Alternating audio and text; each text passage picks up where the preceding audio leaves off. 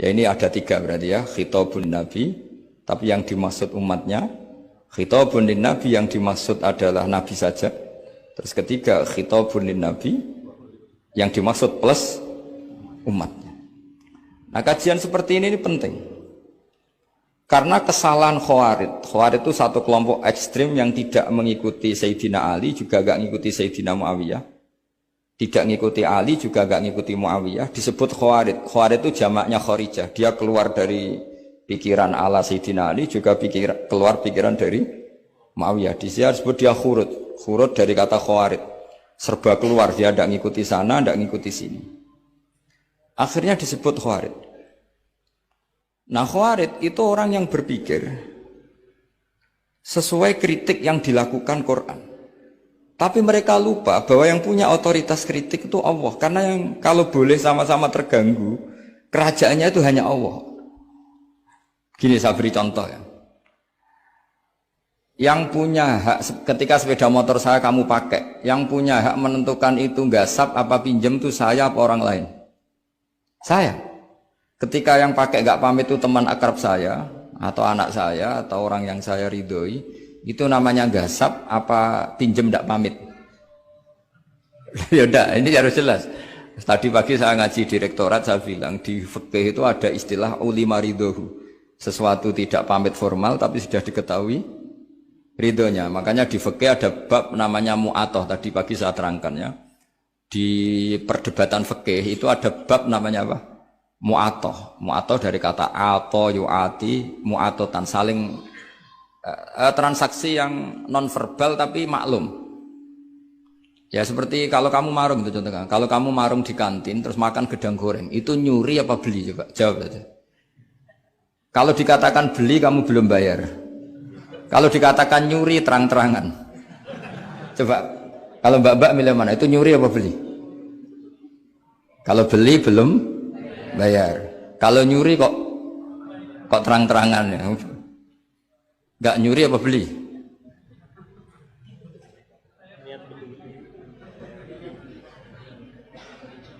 Jadi ada gedang goreng di warung, kamu datang langsung makan, ada kerupuk dimakan, ada telur asin dimakan. Itu nyuri apa beli?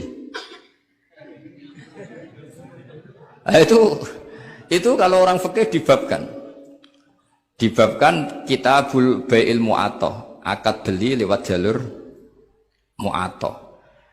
Menurut Imam Abu Hanifah seperti itu dikatakan beliau pakai dalil al-adat muhakamah, bahwa adat itu berposisi seperti hukum.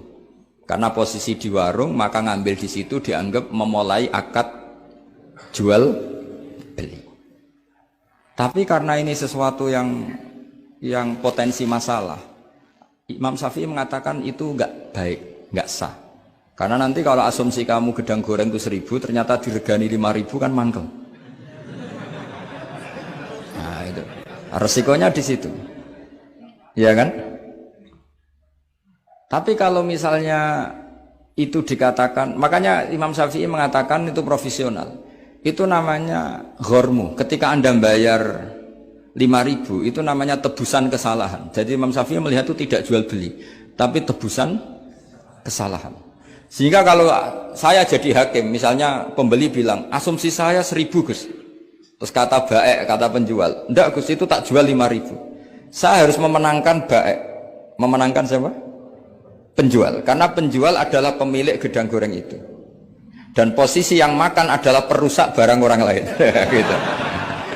Sehingga dimenangkan penjual, ya dimenangkan penjual. Kenapa dimenangkan? Karena cara berpikir fikih, karena dia yang punya otoritas itu, punya otoritas kepemilikan. Itu dalam fikih madzhab apa? Syafi'i. Itu penting dalam analogi surga dan neraka. Orang Khawarij itu kalau ada orang dosa, itu dikatakan sudah tidak Islam lagi, dia sudah keluar dari Islam. Orang dosa itu wajib disiksa oleh Allah. Mereka bilangnya ya wajib. Dalam kelompok Islam itu ada kelompok namanya Khawarij, orang yang sangat ekstrim dalam berpikir. Dia mengkafirkan orang yang melakukan dosa apa? Besar, dihukumi kafir. Tapi pendapat ahli sunnah enggak, orang dosa besar ya dosa saja, tapi enggak usah dihukumi kafir. Kenapa? Cara berpikir ahli sunnah, surga neraka itu milik Allah. Kalau yang punya saja tidak apa-apa, ngapain Anda yang ribet? Yang punya surga neraka itu Tuhan, dan Tuhan memanggil-manggil orang yang salah itu disuruh tobat. Anibu ila rabbikum, wahai hambaku yang berlebihan, yang masih dosa, ayo kembali ke saya. Kapan saja kembali ke saya tak terima. Sehingga dalam madzhab ahli sunnah, otoritas khitab, otoritas kepemilikan yang berhak ya yang punya, orang lain itu nomor 2. Sehingga tadi kalau Anda bawa kayak motor saya, dan Anda teman akrab saya, tidak pamit saya, kalau saya bilang itu nggak apa-apa ya nggak apa-apa. Kalau saya bilang apa-apa ya apa-apa. Nggak penting orang lain. Sehingga ini wilayah yang agak sensitif, tapi ini ilmu, mau tidak mau kita harus dengar. Sehingga di fikih ada bab ulima ridhohu. Misalnya ada orang makan gedang goreng di warung terus ditangkap Pak polisi. Wah ini pencurian, mesti bakulnya nggak terima. Enggak ada pencurian, memang tak jual. Nah, yang kasus begini, ini yang kasus. Ini mungkin kasusnya anak-anak yang masih kos atau masih mahasiswa. Warung kantin dijaga ibu-ibu. Ada anak makan lahap, dikira belinya cash. Setelah dimakan ternyata akadnya utang. Nah, itu pertanyaannya itu halal apa enggak? Karena asumsi baiknya monggo-monggo. Karena apa sudah mengkhayal nanti ada sekian uang cash didapatkan. Ternyata nyatet atau hutang. Nah kalau ngomong di depan, Bu saya mau makan di sini hutang, kira-kira enggak boleh. Wah itu ada sekian PR, makanya saya sering muji orang-orang yang enggak alim. Enak-enak orang tuh orang enggak alim, karena enggak kesulitan seperti ini. Kita sebagai peneliti fikih itu sering kesulitan. Nah sama Anda misalnya naik Grab atau naik taksi atau apa. Ketika Anda naik itu posisinya gasap apa pinjem. Dikatakan akad sewa belum bayar. Dikatakan pinjem nanti harus bayar. Jadi ada sekian masail fikih yang jadi perdebatan. Nah, apapun itu nanti kata finalnya itu dia yang punya, yaitu supir taksinya atau baeknya, penjaga warung tadi. Sehingga hukum itu bagi orang lain sudah tidak sah kecuali bagi yang punya. Nah di sini ini kelihatan benarnya madzhab ahli sunnah wal jamaah. Ahli sunnah mengatakan apapun salahnya seseorang setelah dia beragama Islam itu wilayahnya Allah. Kita tidak bisa berbuat apa-apa. Makanya ada ayat laisalaka minal amri syai'un aw yatuba alaihim aw yu'adzibah. Muhammad meskipun kamu kekasih saya, kamu tidak punya otoritas menentukan si A dimaafkan, si A disiksa. Otoritas itu hanya bagi saya kata Allah. Sehingga banyak orang yang Nabi kurang srek karena membunuh pamannya Hamzah malah dikasih tobat sama Allah, namanya Wahsy. Wahsy itu orang yang Nabi gak suka karena pernah membunuh Sayyid Hamzah di perang Uhud. Tapi sama Allah marah dikasih tobat. Sa'labah yang sering ibadah di masjid, sering iktikaf, saking seringnya ibadah itu sampai digelari hamamatul masjid, merpatinya masjid.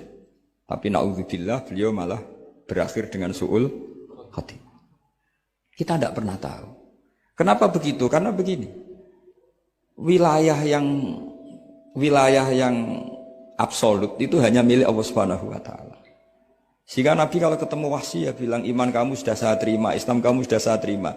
Tapi saya ini manusia, tolong sembunyikan wajahmu dari saya. Karena kalau saya ingat kamu itu mangkel karena ingat kamu pernah membunuh Hamzah. Tapi saya sebagai Nabi harus menerima iman kamu karena Nabi itu nggak boleh dendam. Tapi kalau mangkal-mangkal sedikit kayaknya agak boleh mungkin ya, mungkin itu ya. Tapi profesional Nabi sebagai manusia nggak berkenan melihat Wahsy, tapi sebagai Nabi legowo terhadap imannya Wahsy. Tapi Allah sendiri yang ngendikan laisa laka minal amri syai'un aw yatuba. Coba orang munafik kayak apa salahnya orang munafik? Tapi ketika Allah ngendikan tentang orang munafik gimana? Wa yu'adzibal munafiqina in sa'a aw yatuba. Allah bisa saja menyiksa orang munafik insya'a kalau berkehendak ya tuba atau Allah mengasih tobat. Nah karena pendapat ahli sunnah itu lebih valid sesuai ayat-ayat Quran, maka yang diikuti mayoritas di dunia adalah madzhab ahli sunnah wal jamaah. Dan itu dimulai cara berpikir yang sederhana, yang berhak menentukan khitab ya yang punya, titik itu saja.